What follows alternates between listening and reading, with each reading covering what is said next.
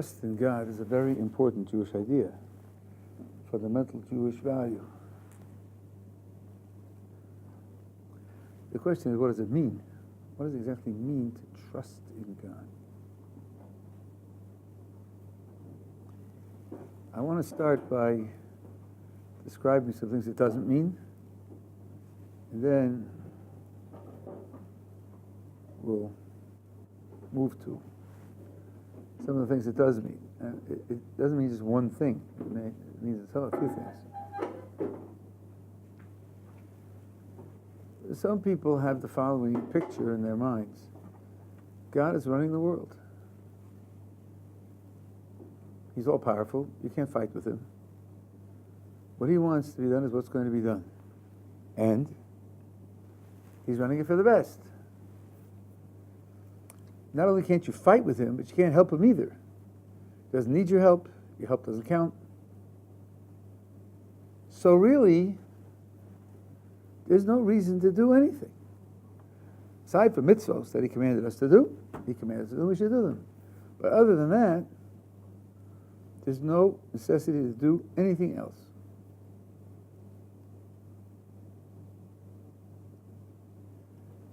In particular, there's no reason to have a job. If God wants you to be provided for, you'll be provided for,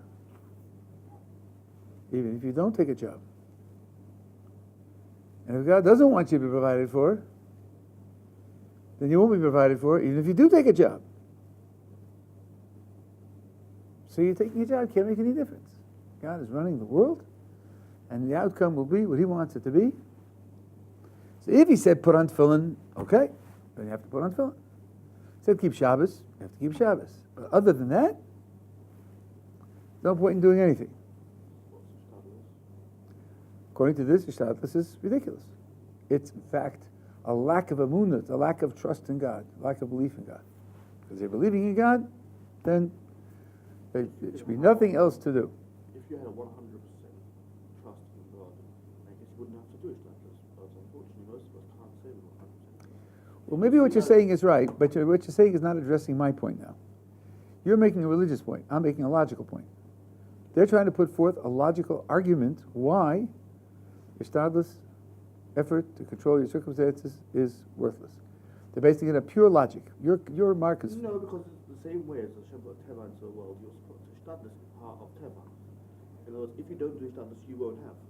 So you say, but you're not answering the argument. You know, when someone... No, if you won't have Ishtadlus, you won't have because you didn't do your part of getting it. In other words, yes, you were destined to get this. Listen to me.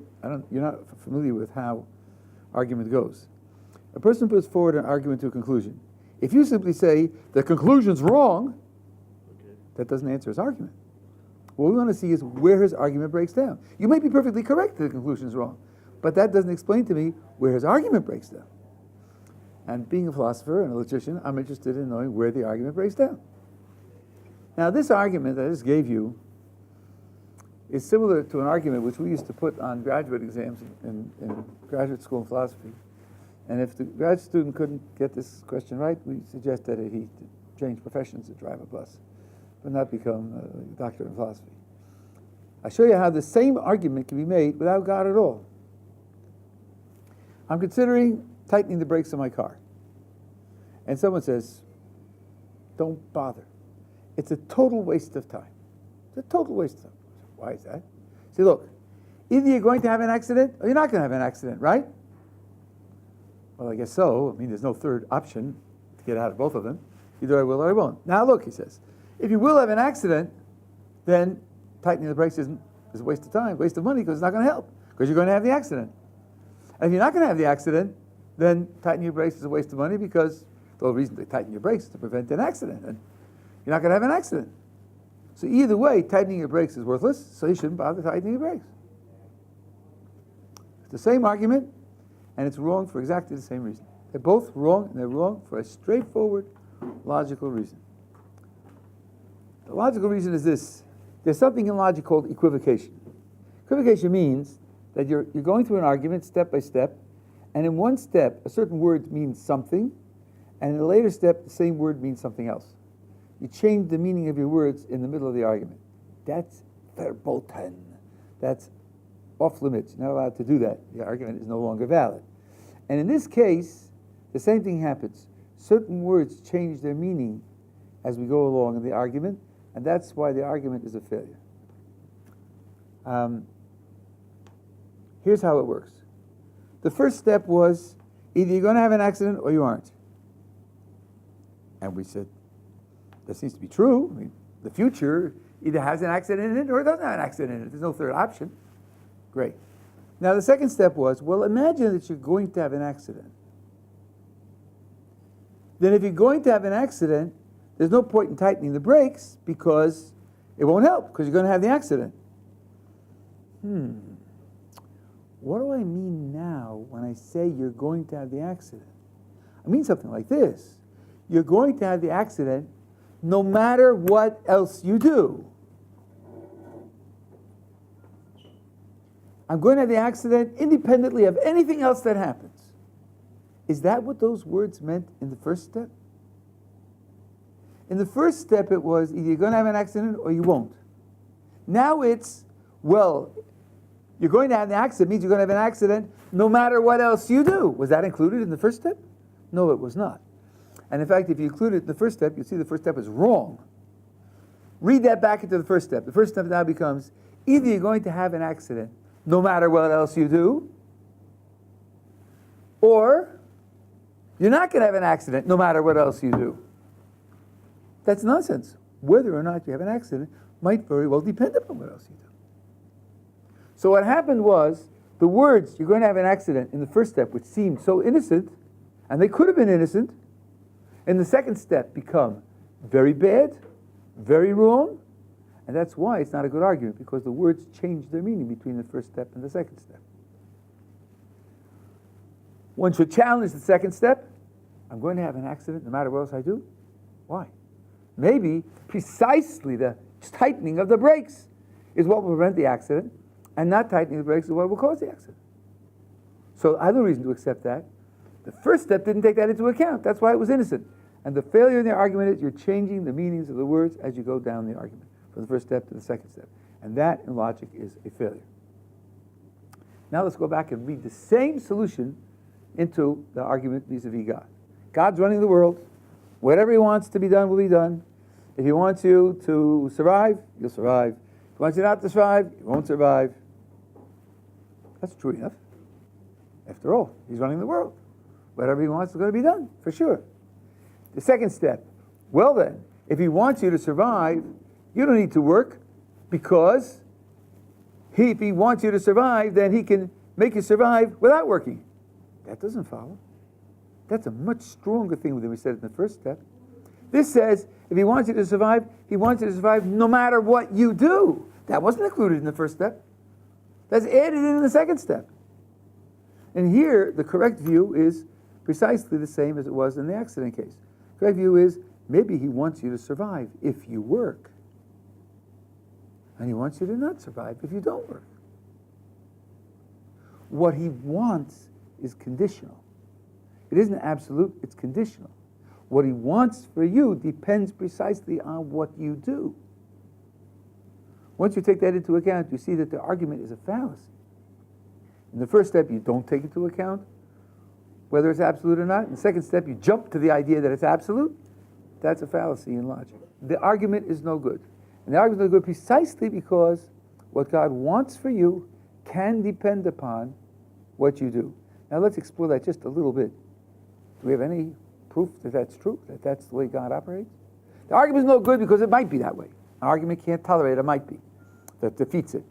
Is it correct that what God wants for you might depend upon what you do? Do we have any proof of that? Any absolute, rock-solid Jewish proof that what God wants for you depends on what you do? Of course we do. It's one of the 13 basic principles of faith. It's a principle of Judaism that everybody knows. It's called reward and punishment. Reward and punishment is precisely that principle. It means if you do mitzvos, you'll get reward. And if you do averos, transgressions, you'll get punished. So what he wants for me depends upon what I do. Of course, whatever he wants will happen, but that doesn't cover the question, why does he want what he wants? What does he take into account when he decides what he wants for me? So, that being the case, the idea that since God's running the world and he's running it for the best, there's no point in my doing anything. On the contrary, it may very well be that he wants me to have X if I do these things, and if I do other things, he wants me to have Y. So what I do, the outcome will be according to, notice the very limp words that I'm using. I didn't say caused, or I didn't say it was a reason, I just said it's according to. The outcome will be according to what I do, because that's what God wants. And then what I do will be very important. Now, that's always a theoretical possibility. It's a real possibility of reward and punishment because the Jewish tradition tells us that it's so. What about things like having a job? What does the Jewish tradition say about taking control of your own circumstances? Well, the Jewish tradition is very emphatic that for almost everyone, and now I'm acknowledging the point that you made before, for almost everyone, you are responsible to take control of your circumstances as best you can. And at least in some ways, in some applications, even the very greatest of people, even the people you credited with having perfect trust in God, even they take control of their circumstances as best they can. I'll give you a few examples. Jacob hears that his brother Esau is coming to meet him with 400 men. Those 400 men were not there to roll out the red carpet. They were there to slaughter him. What does Jacob do? He does three things. He sends a great bribe and very obsequious, means low, humble message to his brother, asking for his favor and forgiveness and so forth and so on. He splits his camp to prepare for war. If in spite of his gift, Esau will make war, he splits his camp, so while he's fighting with this camp, the other camp can escape. And he prays to God. Now, the fact that he prays to God means he acknowledges that God is going to determine the outcome. That doesn't stop him from sending the bribe and preparing for war. In Jacob's mind, both are consistent and both are necessary. There's a story with Samuel the prophet. Saul is king and Saul has disobeyed God. God says to Samuel, I'm disgusted with him, I don't want him anymore. I want somebody else to be king. Go to Yishai and tell him one of his sons is going to be king, Yishai, of course, David's father. And when you get there, I'll tell you who to anoint as king. Fine. So Samuel says to God, but Saul is going to hear about this and he's going to kill me. So God says, I'm burlesquing it, God says, good point. Glad you pointed that out. Let me tell you what to do. Take an animal with you and say you're going there for a sacrifice, and don't advertise the fact that you're going to anoint one of Yishai's sons as king. And when you get there, go to Yishai and then we'll complete the project. Now, the reader might say, wait a minute, Samuel, you're telling God? You're telling God that Saul might find out and Saul might attack you? Doesn't God know that? Of course God knows that. So why don't you just let it go? Trust God that he's running the show. And here he told you to do something. He told you to do something straight. So certainly that's a case in which you should say, if he told me, then he took it into account. And he took it into account, he has the power to make it right. So I should just follow him blindly. But Samuel doesn't do that. And Samuel's not criticized for this. In other words, God says to do it, but when he says to do it, he expects Samuel to take intelligent planning how to do it well. So God says, deliver this to downtown Manhattan. Can I cross Times Square blindfolded? Because God said to do it? No, God means watch out for the traffic also, and make sure you get there safely. So here too, Samuel says, I understand it's my responsibility to do this in a safe and successful fashion. I don't know how to do it, because I see an obstacle that I can't overcome. Saul's going to find out about it, and he will kill me. And God doesn't say, well, think harder. If I told you, you should have been able to figure it out. No, God says, okay, I'll tell you what to do. I'll give you a strategy that will succeed. So here again, obviously, Samuel's being addressed by God direct. He has no worries that God isn't running the show, that God isn't capable, and so forth and so on. But he knows it's his responsibility to act, and to act in a way that he can plan it to be a success, And therefore, together with acknowledging that God is the one who's doing it, he knows that he has to act. This idea is carried out even further, as the Ramban points out. There are times when God announces that something will be done miraculously, and even so, it's done in a way to minimize the miracle. At least to minimize the miracle in psychological terms and the emotional terms. God says to Noach, there's going to be a flood to destroy the whole world. Build a boat. Build a boat. So, Rashi says, does God need a boat to save them? God? What does he need a boat for? Rashi's answer is, so people will notice him building the boat, and they'll ask him what he's doing, and he'll tell them I'm building a boat because a flood is coming. Maybe they'll think twice. Maybe they'll change. The Ramban goes even further and says the boat wasn't big enough. The boat wasn't big enough. You don't need to be a modern biologist classifying tens of thousands of species to figure out the boat wasn't big enough. Nachmanides knew this 900 years ago.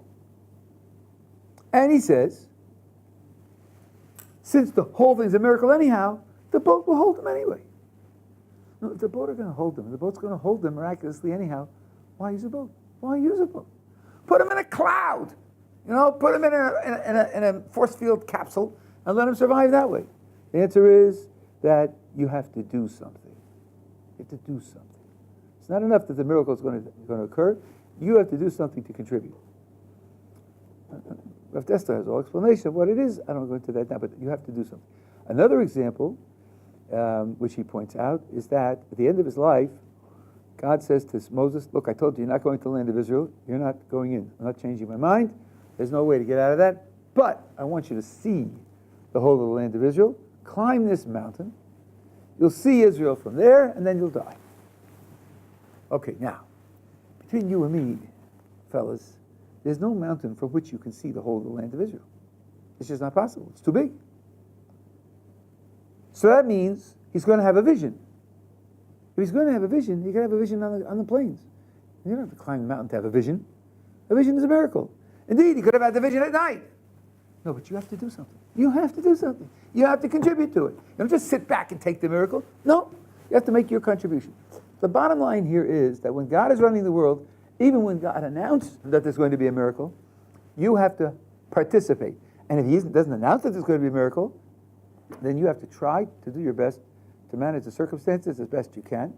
There are exceptions. Abba Chilki in the Gemara. But that is by far the rule that one has to try to manage one's circumstances as best one can. Yes?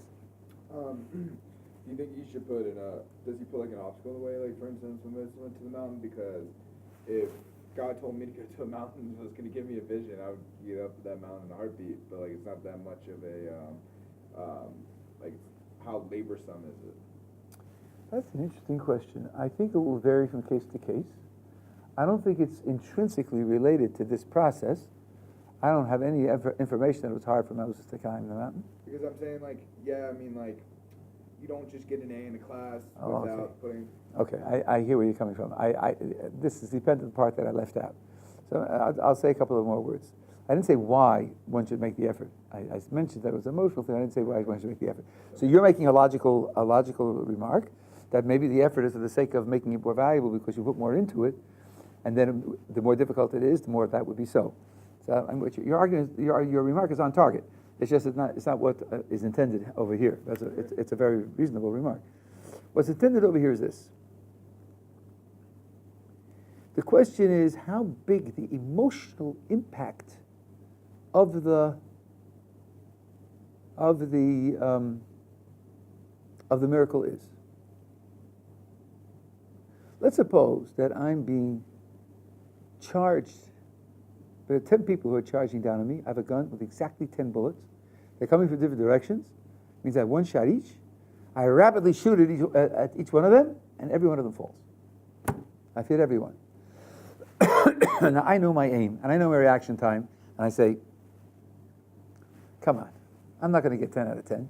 It's got to be a miracle. Okay, and that will have an effect. It will definitely have an effect on me. Suppose I have no gun. The 10 are charging down on me, and I say, God, save me! And they all drop dead. is that going to have a bigger effect? Of course it's going to have a bigger effect. Because there, I didn't do anything. Here I shot 10 bullets. I know from experience that the 10 bullets won't all hit, and so on and so on, and they all did hit.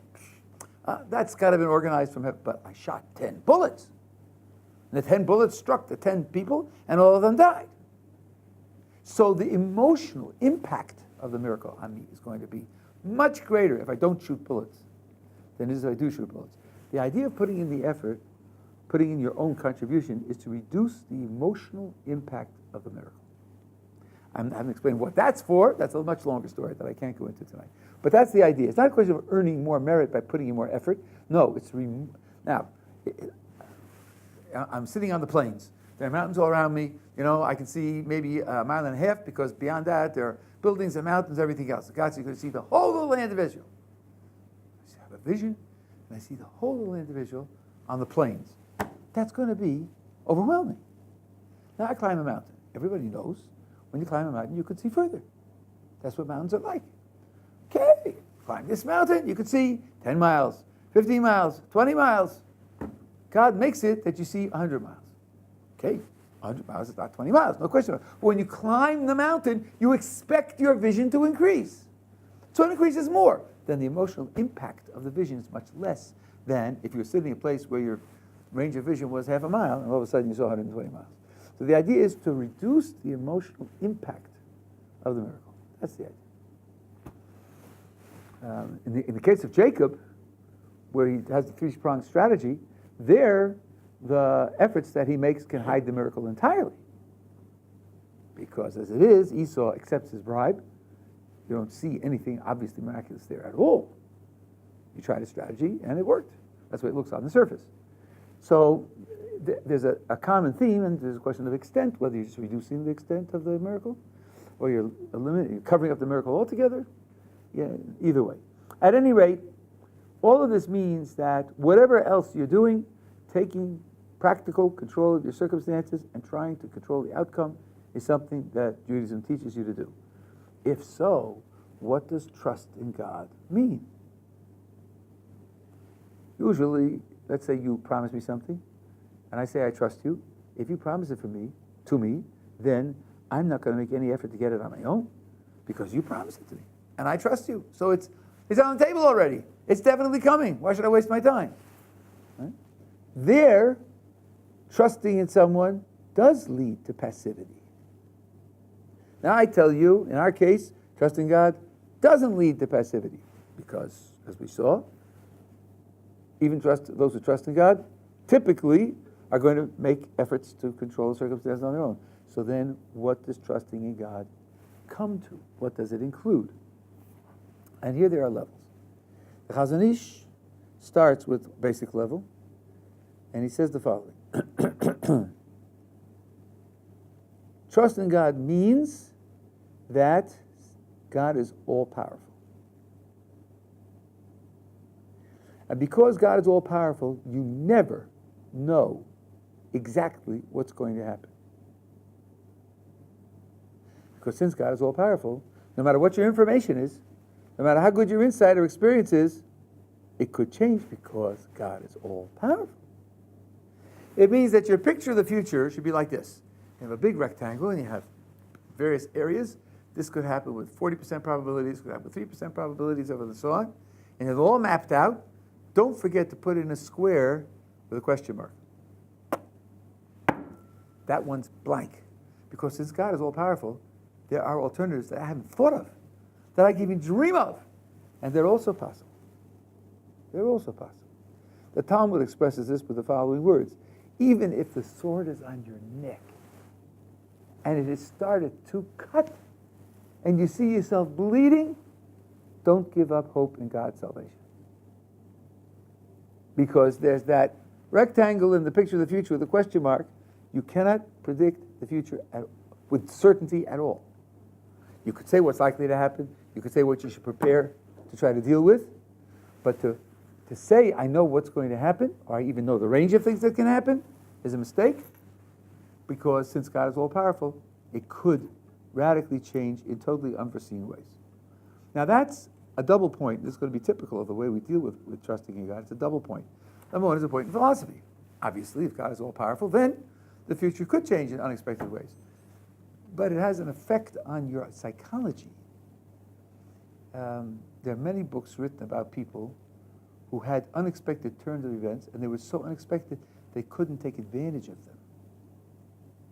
They were totally unprepared for them. Sometimes you can't even perceive it because you're so overwhelmingly invested in one point of view, you can't even see it when it comes. We had here about, 15 years ago, a man and his sister-in-law were visiting Israel. This man was a professor of engineering at Cornell, super successful. He came every 6 months, paid for by the Israeli military, to give them advice on their military projects. Sister-in-law was a professor of biology at New York University. They were touring together, came to the yeshiva, and somebody said, why don't you talk to them? Seeing as how I was a professor of philosophy, I guess, even though philosophy is nothing to science, but still. And we talked for about an hour. And at one point, I think the man said, I understand that Judaism thinks women are inferior. So I said to him the following. I said one sentence. There's only one place where the Talmud explicitly compares men's intelligence and women's intelligence, and in that place the Talmud says that women's intelligence is superior. And he says, see that? Always putting down women. So I turned to her and I said, could you repeat my words? And she repeated my words correctly, where I said that one place where the Talmud compares men's and women's intelligence says women's intelligence is superior. I said to him, you are so prejudiced. You're so prejudiced, you couldn't hear what I said. You couldn't hear the words. Your mind was so made up that I had to say one thing, that when I said the opposite words, you couldn't hear them. You couldn't perceive them. As a professor of engineering at Cornell, not exactly stupid, but his prejudice ran so deep, he couldn't hear the words. And it's interesting, he's so prejudiced. She wasn't prejudiced. Not that prejudiced anyway. She heard what I said accurately. Baruch Hashem, because otherwise I'd never been able to prove it to the two of them. But she said it right. So this is what the Chazon Ish is trying to prevent in us. That we shouldn't be so locked into a vision of the future that we can't react to the unexpected when it comes. If you train yourself to think, but God is running the universe, so something totally unexpected can happen. Then when the totally unexpected thing happens, you'll be able to perceive it, register it, recognize it, and deal with it. And that may be very valuable for you. That's the first level of trust. Are we together? Okay. The second level of trust is that whatever happens to me is the best thing that should happen to me. God is always giving me what I need, what's best for me. Of course, God's running the world, and God is good, so of course He's giving me the best for me. As a philosophical point, it's trivial.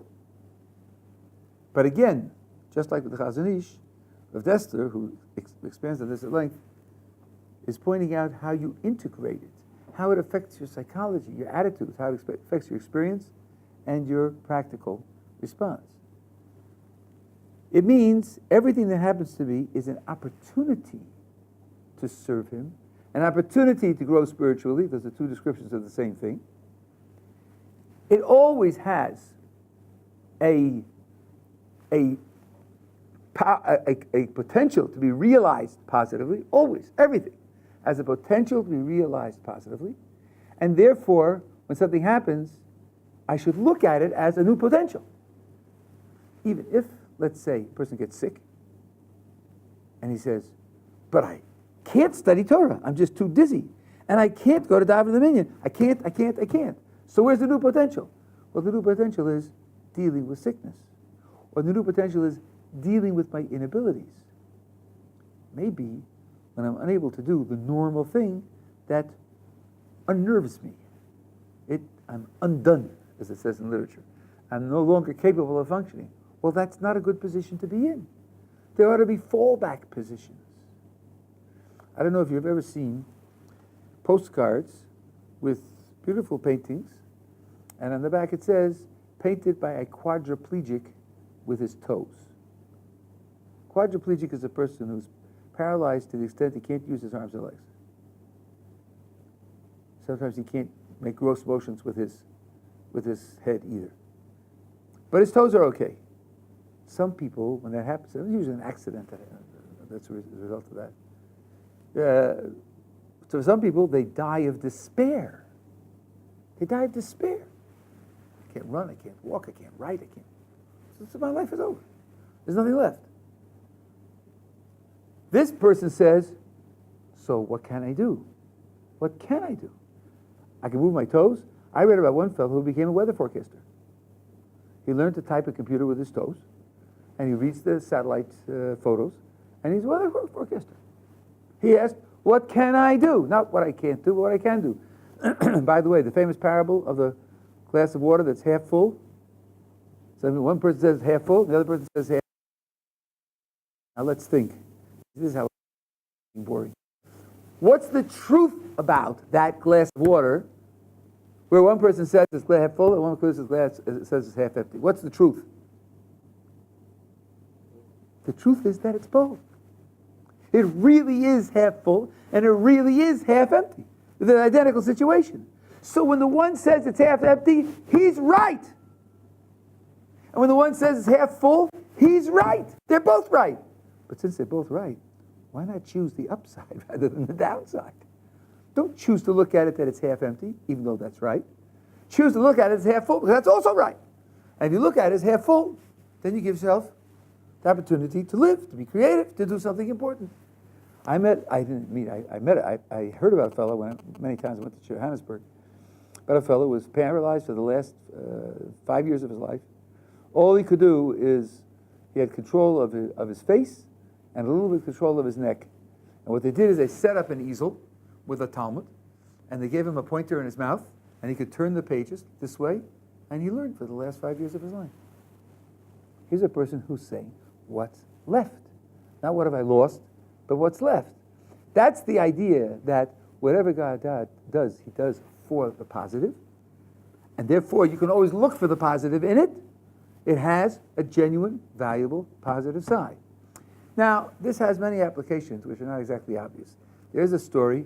The story is told in various ways, but I think the moral is the same. So I'll tell you the way I heard it. There was a family in Europe. The father was an important rabbi. Rabbis and children. They hired a maid to work in the household several weeks before Pesach. Either the maid was non-Jewish, or she came from a very ignorant class. I heard that she was not Jewish. Preparation for Pesach, cleaning the house, cleaning out all the old food. The night before the day of Pesach, night before the day before Pesach, 26 hours before Pesach starts. The Rebbe doesn't say, tomorrow morning, the two of us, the adults, are going to be out. The children will be sleeping. And we're going to finish the preparation for our holiday tomorrow. So she's there. She's a live-in maid. And wakes up in the morning, and the father and mother are out. Children are sleeping. And she's cleaning, whatever she's doing.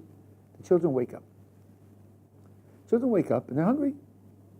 So she goes to the cupboards where the food is stored, and they are empty. Stuck, clean, scrubbed, polished. There's nothing there. Zero. And the children are hungry.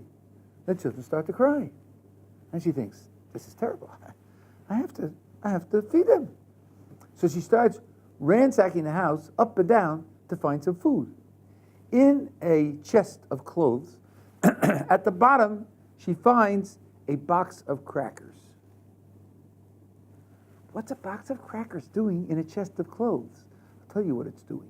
In Europe, it was customary, and there are some people to this day, where the special matzahs that you use at the Seder to fulfill the biblical commandment of eating matzah are supervised from cutting the wheat in the field to the grinding, to the threshing, to the winnowing, to the grinding, to the baking, and then are protected. And those are the matzahs that you use at the Seder to fulfill the biblical commandment. The rest of the holiday, use other, more ordinary matzahs. These are called matzahs shmuros, or in the singular matzah shmura, and it's protected. And this was this box. They're very valuable. They're very valuable. and they're very rare. Each rabbi would make such a thing for himself and his family, and that's it. She doesn't know that. She was hired several weeks before Pesach. She doesn't know the whole routine of Pesach. The children are crying for food, and she finds these crackers. Oh, wonderful. She feeds the crackers to the children. Fine. The rabbis come home, and the Pesach food starts to arrive, and they fill out the pantry. Oh, terrific. Comes the Seder. Rabbi comes home from shul, says to Rebbetzin, get the matzos, the special shmura matzos. Get the matzos, put them on the table, we'll begin the Seder. She goes to the chest of clothes, opens it up, and it's empty. There's no box of matzah there. She gives what they say in Yiddish, like a shrei. She gives a shriek and says, the matzahs are gone. Matzahs are gone. The father, the mother, the children start ransacking the house, and this poor maid is thinking, what did I do? What did I do? They're going bananas over a box of crackers. This must be awful what I did. It was crackers. But somehow, she says to herself, I know what happened. I can't have them running around like that. So she goes up to the rabbi timidly. She says, I'm awfully sorry. I was at home alone with the children in the morning, and they woke up, and they were hungry, and there wasn't any food, so I went looking for food, and I found the crackers, and I gave them to the children. They ate the crackers. Now, the rabbi said to her, oh, you fed the crackers to the children? Matzahs? Turned to the rabbis and said, get regular matzahs? Let's start the Seder. What happened there? I won't go into detail to tell you what would have happened if it happened to me, but wouldn't have been the same reaction. I would have had a somewhat different reaction. I probably would have been very upset. And so forth and so on. The rabbi's reaction was this. I'm going head first, full speed, to a mitzvah. Not to making money, not to spending a day on the beach and getting a flat tire. No, I'm going to do a mitzvah. A big, important mitzvah. Now I discover that a mistake, an honest mistake made by a maid is costing me this mitzvah. What do I do now? What does God want from me now? One thing he wants from me now is not to make the maid embarrassed. That's what he wants. That's what he wants from me now. He obviously doesn't want that mitzvah of matzah now because that's gone. Okay, don't, as we would say, don't cry over spilt milk. It's gone. So what's the opportunity now? What is there to be accomplished now? This is all organized into the idea that God is running the world, and He's running the world, and He does everything for my best, then this situation is an opportunity to do something valuable. One doesn't think of what's lost, one thinks of what's left and what's available. This also applies to mitzvos. There are people who, for one reason or another, say, this mitzvah isn't right, it doesn't apply, it's out of date, or whatever it is. I'm not speaking about this tonight in detail, but I want to mention a bitter example. Homosexuals who are trying to be religious Jews, some of them take the attitude, well, there are 612 accurate mitzvos. There's one he got wrong. Okay, it's a pretty good score, 612 out of 613, but there's one he got wrong. Obviously, the prohibition against homosexuality is just not realistic, modern, up-to-date, psychological, genetic, it's like 100 reasons why it's inappropriate. And so that is heresy. That's heresy. Such a person cannot be regarded as believing in the Torah or really believing in God's revelation. God's revelation is an all or nothing proposition. Any detail that's rejected as wrong or inappropriate means the person does not accept God and the revelation. If a person says there are 613 commandments, they're all right, they're all true, they're all perfect, but I'm having trouble with one of them, that's fine. Welcome to the club. Everybody's in that club. Everybody's having trouble with this or that. Most of us are having multiple troubles. And we're struggling. Fine, but don't commit intellectual suicide to say that because I'm having trouble, God made a mistake. That's intellectual suicide. So when it comes to the mitzvahs also, the mitzvahs that God gave us are the best thing for us. They're the best thing for us. They're all tied into this idea of providence as what God does for us is the best thing for us. That's two senses of trust. Now there is a third sense, which you mentioned at the beginning, and which I'm finally coming to. I'm believing it for the last because it's very rare, but it's important to know that it exists. We're talking about the concept of trusting God. And that is, Rav Desta deals with this in great detail in two essays which are written back to back, printed back to back. One is Neis V'Teva, Nature and Miracle, and the other is B'tochen Mishtadlos, Trust and Endeavor. And I would strongly recommend that you read them. We have a principle in the Talmud, Ein Somchan Al Neis. You're not allowed to rely on miracles. That's not always true. Indeed, I would say every principle in the Talmud has exceptions. That doesn't mean there's a mistake. It just means that it doesn't cover all cases. It wasn't meant to cover all cases. And it's not I who am saying it. Rabbi Yochanan says it in the Talmud. In Lamedim in the close, Afilu Mokush Shemenem Bar Chutz. That's for the people who know. I don't know, but I'm just saying it's not me speaking. It's Rabbi Yochanan speaking. So it says Ein Somchan Al Neis. You don't rely on miracles. That doesn't always apply. For example, Chanina Mendoza, the two famous stories about him in the Talmud. In his vicinity, there was a road. And a road is some kind of creature that is very highly poisonous. And people were afraid of it, and it was dangerous. They had complained to Chanina Mendoza about it. So he said, show me its hole, where it lives. They took him there, they showed him. He took off his sandal, and he stuck his heel to block the hole. The road became aware that there was no sunlight coming into the hole, and came and bit Rabbi Chanina Mendoza, and the arod died. The arod died. Not Rabbi Chanina Mendoza died. So the people picked Rabbi Chanina Mendoza up on their shoulders, and they carried him back to the shul, to the Beit Knesset, and he said, this is to teach you that not the arod kills, but sin kills. Now that's relying on a miracle.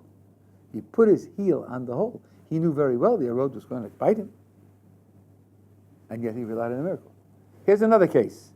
It was Friday afternoon, and his daughter filled the lamps, and she lit them, and as she lit them, and then she said, "Oi, I made a mistake. I put vinegar into the lamps instead of oil." And if you ask, how then did the lamps light? So one of the commentators says because she was using last week's wicks. And last week's wicks still had oil in them. So the oil in the wicks is burning up, but afterwards, when it absorbs the vinegar, it's going to go out. So the Mendoza said, don't worry, he who commanded oil to burn will command vinegar to burn. And that's what happened. And the lamps burned all of Shabbos until Matzah Shabbos, and they made Havdalah from a fire that they lit from those lamps. So here's Rabbi Chanina Mendoza, and he is relying on miracles. So it's not a problem because, as I told you, the general principles in the Talmud are made to tolerate exceptions. But the question is, what's the lesson? What are we supposed to learn from this? And what Rav Desta says is this. Nature, laws of nature, patterns in what happened are just a veneer to create a psychological impression. Really, everything's being done by God. Everything short of free human decisions, everything that happens in the world, being done by God. But he does it in a repetitive, categorized way, so that it will look as if it's an automatically operating machine. It will look as if he's not doing it. God wants us to deal with that illusion. He wants to deal with it and penetrate it and overcome it. And again, this is the third time I'm making this point. It's the same consistent idea. Not only overcome it intellectually, for intellectual people, that's fairly simple. Oh, it's only illusion. Okay, I'll mark that on my notebook and I'll remember. When the test comes up, I'll write, is it illusion or real? I'll write down illusion because I'll remember it. That's trivial. No, the question is, can you experience the world that way? Can you feel it to be God's production? How would that show? Well, one way it would show is this. Think of Rabbi Chanina Mendoza's words again. He didn't say, God will do a miracle and make the vinegar burn. He didn't say that. He said, he who commanded the oil to burn will command the vinegar to burn. That means when I, Rabbi Chanina Mendoza, see oil burning, and when I see vinegar burning, it's the same. I don't feel anything different. I'm not surprised or shocked. I'm not amazed. Because The oil burning is just as much God's direct activity as the vinegar burning would be. I see God's hand directly involved in both. When a person gets to the point where he understands, sees, and feels God's hand in the repetitive, categorized events in the world, then there's no need for the illusion anymore. And such a person can command miracles and lose nothing, because he's passed the test. The test being the emotional test of experiencing the world. I use a word now, but it's suggestive, but it needs careful definition. I'm not going to do it tonight unless you press me. He experiences the world as continuous miracle. If you experience the world as a continuous miracle, then what do I care whether it's repetitive miracles or miracles that break the patterns? It's all the same thing. It's all God directly doing it. Such a person can command miracles. And that's the third sense of bitachon. The third sense of bitachon is to feel that everything is done directly by God. That's to rely on the fact that He's doing everything directly. And such a person can command miracles. That's what Gottlieb did. And if you ask, which you should ask, but then Jacob and Samuel, weren't they, surely their levels far surpassed the Gottlieb? The answer is yes, it did. And they could have commanded miracles also. They could have, but they had an interest in not doing so. One interest they had in not doing so was to guard against pride. And the other interest is part of what Rav Dessler writes there, that when you're in the illusion and you're in the process of overcoming the illusion, you're spiritually very creative. When you step beyond the illusion, you're already on the plateau, you're already on the platform. So then you're there. And sometimes the great tzaddik will step back into the illusion so as to be able to engage again in conquering the illusion. Those are the two reasons that he gives. But we now ended up with three definitions of providence. All three, it's crucial that you have both the intellectual understanding and the quality of experience. Otherwise, you don't have the trust in God. Trust in God is essentially a quality of experience, together with the belief. We're not talking about taking a Lorivan, a tranquilizer. But it's the belief expressed as a quality of experience. The first was that God is all-powerful, and therefore nothing's sealed as far as the future is concerned. The second is that whatever God does is the best for you. You should look for the opportunity in it to serve God and to grow spiritually. And the third is that ultimately everything that happens is happening directly through God. To see and experience God's activity in everything that happens, and such a person can even command miracles. Yeah. What's science? Science is just a deeper and more detailed description of the patterns of the events that are taking place. That's all. When you do, Rav Dessler has a whole essay on this. In Neis V'Teva, he talks about this. The information you get in science is just more about the pattern, but it's not qualitatively different information than just the pattern. When you get down to the bottom, what do they tell you? Well, electrons are negatively charged, so when you try to put them together, they repel one another. That's what they do. That's their pattern. That's the electron pattern. Why did they do that? Don't know. In the laboratory, they repel one another, so that's what they do. All they tell you is what they do. So you get more and more detailed information about what happens. It's valuable, it's important, but it doesn't get you beyond the category of the patterns that are happening. Do you have to go through a phase before? So you said that, to them it wasn't amazing that the oil, that the fire burnt the vinegar and the oil, but do you think you have to go through a phase of wow, this is so amazing that God does this and this? And then I think it's unavoidable. I think it's absolutely unavoidable because as a child, your ability to operate in the world depends upon the patterns. So that's the hot water tap. I'll remember that, because that's the way I'll know when I get hot water, when I get cold water, and that's how you tie your shoes. So my shoes won't be untied 10 minutes later and trip and fall on them. No, you tie them this way and they stay tied. He wants to know the patterns. The patterns become extremely important psychologically. You come to depend upon them. It takes a great effort afterwards to outgrow them and to see them for what they really are, and then to experience them for what they really are. The vast, vast majority of people don't get to the level of Rabbi Medosa. They don't end up experiencing the world as continuous miracle. I included it because it's part of the concept. So I think you're right. It's unavoidable to go through the first stage, And then you struggle with, and it's, by the way, it's not an all or nothing proposition either. It can be done by degrees. Sometimes you have it more than other times, you know.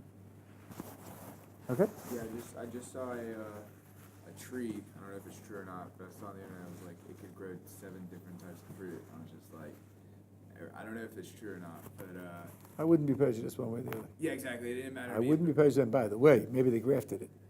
Yeah, it's true. But either way, though, I was just like, wow, like that's just amazing that God could do such a thing. Yeah, but if they grafted it, it's a different story altogether, right? Nectarines are a graft, right? So you have a peach tree that grows peaches and it grows nectarines because somebody grafted onto the thing, whatever it is that makes nectarines, and he grafted something else on and made another combination, right? I mean, I'm skeptical about these. Yeah, I would be skeptical. But I would never say it's impossible. I would never say. Okay.